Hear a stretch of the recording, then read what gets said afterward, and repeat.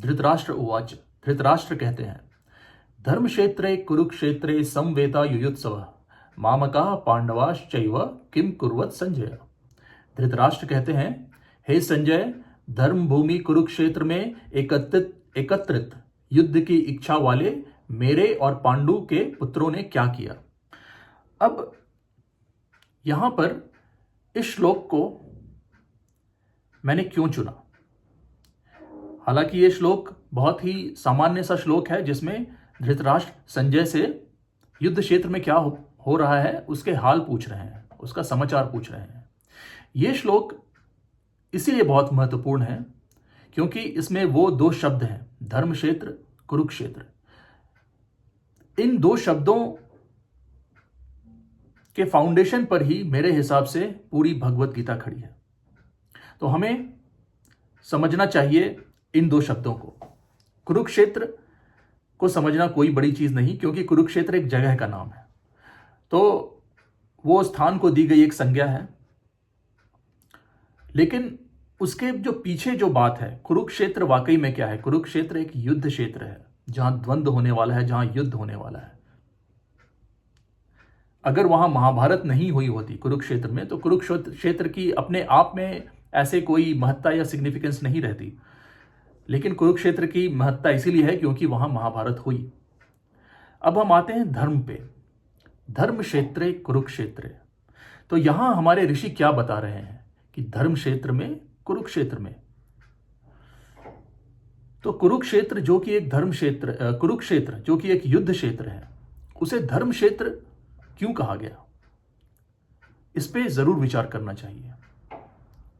अब इसमें आगे बढ़ने के लिए हमें सबसे पहले समझना चाहिए शब्द का अर्थ। सबसे पहले धर्म क्षेत्र, क्षेत्र बड़ा ही सरल शब्द है जिसका मतलब है एरिया, वो जगह। तो कौन सी जगह, कौन सा एरिया? धर्म का एरिया या धर्म की जगह। अब क्षेत्र आसान शब्द है लेकिन धर्म, भले ही बोलचाल की भाषा में हर कोई यूज कर ले, लेकिन धर्म इतना सरल नहीं समझने का। तो अगर हम शाब्दिक विश्लेषण पे जाएं तो धर्म बनता है दो धातुओं से, ध्र और म या मन। ध्र मन। तो ध्र जो धातु है, ध्र का जो तात्पर्य है, ध्र एक क्रिया है। ध्र का मतलब धारण करना, रखना, सपोर्ट करना। तो किसी भी चीज या धारण करना जो है, धारण करने की क्रिया, वो ध्र धातु से डिनोट होती है या ध्र धातु बताती है या इंगित करती है उस क्रिया को जिस क्रिया के द्वारा किसी भी चीज को रखा, सपोर्ट किया जा रहा है या धारण किया जा रहा है। तो जैसे हम बोलचाल की भाषा में भी कहते हैं धर लेना, तो हम जहां भी देखें तो ये ध्र धातु आती है, धारण करना।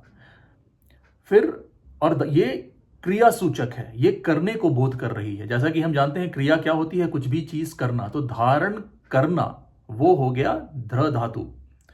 अब म क्या है?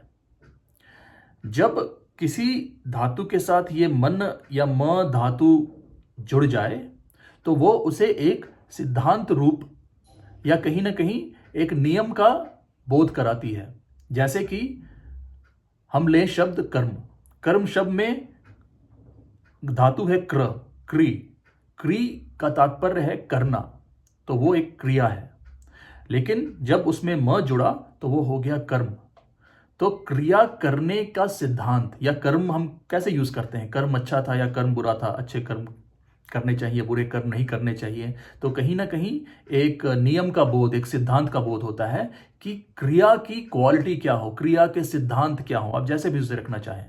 तो ये म शब्द जुड़ के उसे एक सिद्धांत रूप दे रहा है। तो अगर हम ध्र और म को जोड़ें तो ध्र और म मिलकर बनाते हैं धर्म, धारण करने का सिद्धांत। तो वो धर्म है जो धारण करने का सिद्धांत है, या कहें कि धारण करने का नियम है, रखने का नियम है।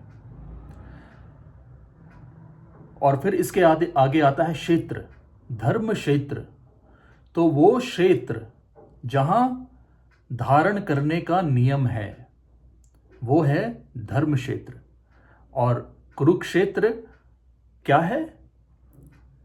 वो क्षेत्र जहां युद्ध होना है। तो जहां युद्ध होना है वहां धारण करने के सिद्धांत क्या हो? हमें यही प्रश्न करना चाहिए इस श्लोक के साथ कि कुरुक्षेत्र या युद्ध क्षेत्र धर्म क्यों है? धर्म क्षेत्र क्यों है? जहां युद्ध होने वाला है वहां इस चीज की क्या महत्ता कि किसी चीज को या धारण करने के सिद्धांत की क्या महत्ता जहां युद्ध होने वाला है? इस सवाल के साथ हम इस वीडियो को यहां पे विराम देते हैं और अगले वीडियो में इसके विश्लेषण को आगे बढ़ाते हैं। धन्यवाद।